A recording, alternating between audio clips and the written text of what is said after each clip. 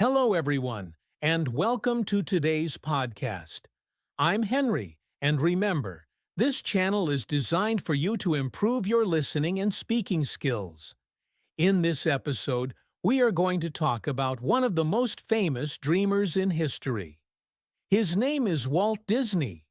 He was not only a man who created cartoons, movies, and a company known all over the world, but also a man who never gave up, even when life seemed impossible. His story is full of struggles, failures, and doubts, but also full of hope, creativity, and success. Let us start from the beginning. Walt Disney was born on December 5, 1901, in Chicago, in the United States. He grew up in a big family with 4 brothers and 1 sister. His father was strict and often tough on the children. His mother was warm and kind, and Walt loved her deeply. From a young age, Walt showed a passion for drawing. He would spend hours sketching pictures of animals and people. He sold some of his drawings to neighbors, and he loved the feeling of creating something that made people smile. But life was not easy for young Walt. His family moved many times, and money was always a problem.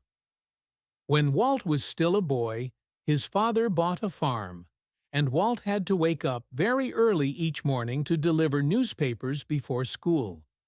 He often worked in the cold, in the dark, sometimes with little food, and then he had to study at school later. It was exhausting, but it also taught him discipline and responsibility. Even with all this hard work, Walt never stopped dreaming. At school, he entertained his classmates with little cartoons he drew on the chalkboard. He imagined fantastic worlds, places where children could laugh, play, and forget their problems. At night, he sometimes lay awake in bed and told himself, "One day, I will create something big, something magical." As a teenager, Walt tried to join the army to fight in World War I. He was too young, but he managed to enter the Red Cross and went to France, where he drove an ambulance. Interestingly, instead of painting the ambulance in military colors, Walt covered it with cartoons and drawings. Even during war, he carried art with him. After the war, Walt returned to America. He wanted to become a newspaper cartoonist, but nobody hired him. Editors told him he did not have enough talent, or that his style was not good enough. It was painful. But Walt did not give up. He started his first little company called Laugh-O-Gram in Kansas City. He and his team created short animated films. For a moment, it seemed like a bright future. But the company soon went bankrupt. Walt lost everything. He even had to sleep in his office and eat only beans from a can. He was poor, hungry, and lonely. Most people would have quit. But not Walt. He decided to take a train to Hollywood with only a few dollars in his pocket and a dream in his heart. In Hollywood, he started again. With his brother Roy, he opened a new studio. They created a character called Oswald the Lucky Rabbit. The series was popular, but soon Walt discovered that the distributor had taken the rights to Oswald. He had no control over his own creation. Again, he lost everything. On the train ride home, feeling defeated, Walt began sketching a new character. He thought about a little mouse, friendly and full of energy. He gave the mouse big round ears and a cheerful smile. His wife suggested the name Mickey. And so Mickey Mouse was born. In 1928, Mickey Mouse appeared in a short film called Steamboat Willie. It was one of the first cartoons with synchronized sound, and it became an instant hit. Audiences loved Mickey. The character made people laugh, and in the dark times of the Great Depression, laughter was something people desperately needed. Suddenly, Walt Disney became a rising star, But success did not mean life became easy. Walt kept taking risks. He decided to make a full-length animated movie. At that time, nobody believed it could work. Critics called it Disney's folly.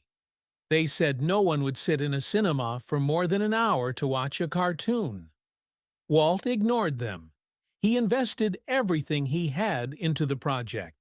In 1937, Snow White and the Seven Dwarfs premiered. The movie was a huge success. People laughed, cried, and sang along with the characters.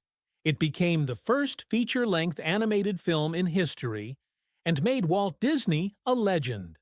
From then on, Disney Studios continued to grow.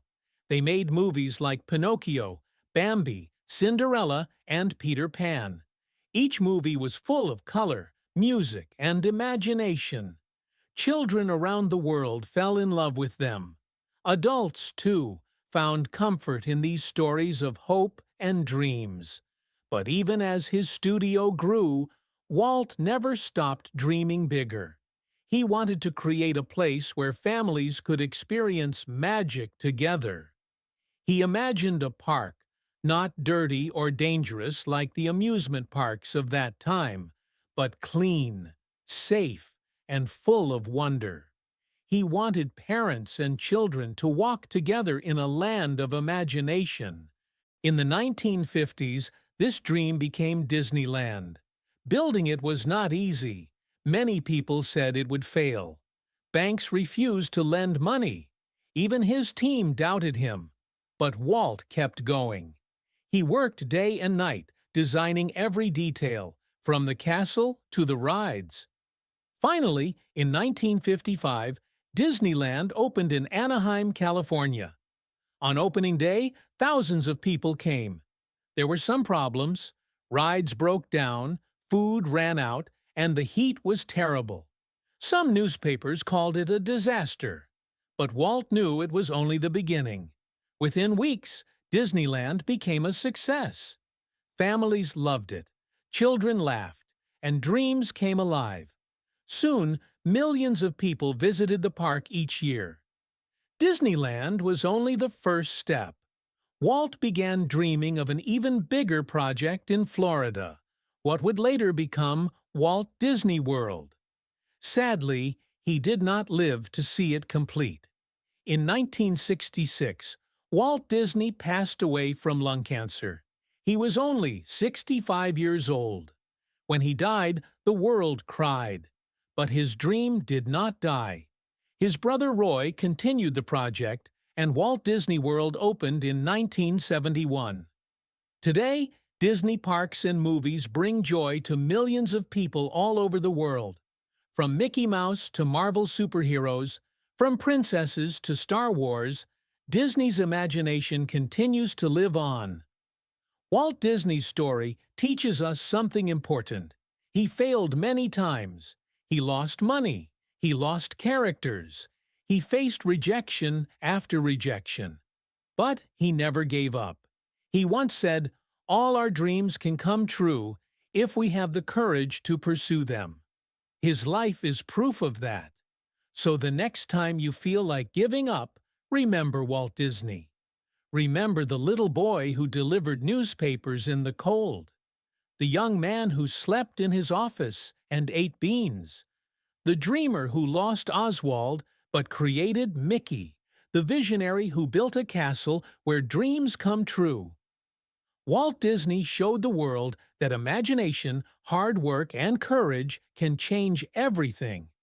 And that, my friends, is the magic that lives forever. Thank you for listening to today's podcast. I hope this story inspired you, and I hope it also helped you practice your English listening and speaking skills.